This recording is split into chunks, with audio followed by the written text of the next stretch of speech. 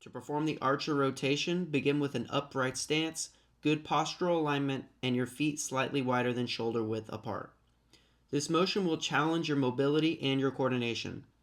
To begin, start with your head and hips facing forward, and one arm is fully extended forward with the palm facing up. The opposite arm is drawn back so the elbow is slightly behind the shoulder, and the elbow and wrist are in alignment with the back palm facing down. Then in a smooth and rhythmic motion, you are going to change the positions of your arms. As you are rotating, the front palm is facing up and the back palm is facing down. Keep the head and hips squared and just allow rotation in the shoulders and the ribs.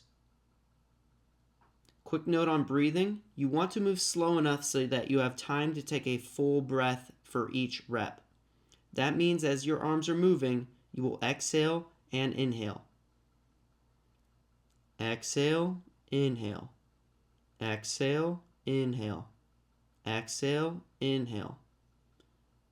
You'll notice here that my hips are now turning in the direction of the arm that is moving back.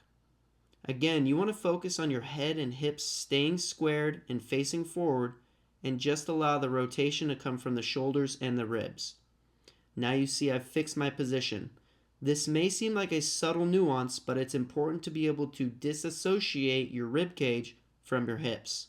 So as you're moving, make sure that your hips are staying squared and the motion is coming from the rib cage rotating. You want to avoid pulling the elbow that's coming back above the shoulder, as you see here. And you also want to avoid shrugging your shoulder towards your ear and the arm as it comes backward as well.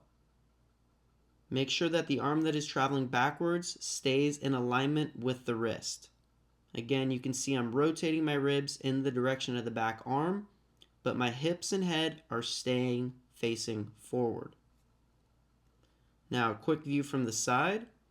Again, good postural alignment. And again, this is a great place to notice the rotation occurring in the rib cage while my hips are staying squared. Make sure you work through a full range of motion. Here you can notice that I'm not fully rotating my rib cage in the direction that I want to turn. You'll notice over the next few reps that I begin to improve this rotation. You can actually see my chest is turning in the direction of the arm that is pulling backwards. Again, that's where the mobility aspect comes into play.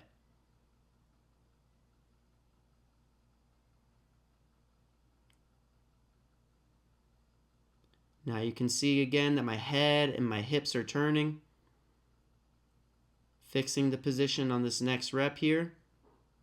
Rotating the rib cage in the direction of the arm that's traveling back, but keeping your head and your hips facing forward. And this is how you perform the archer rotation.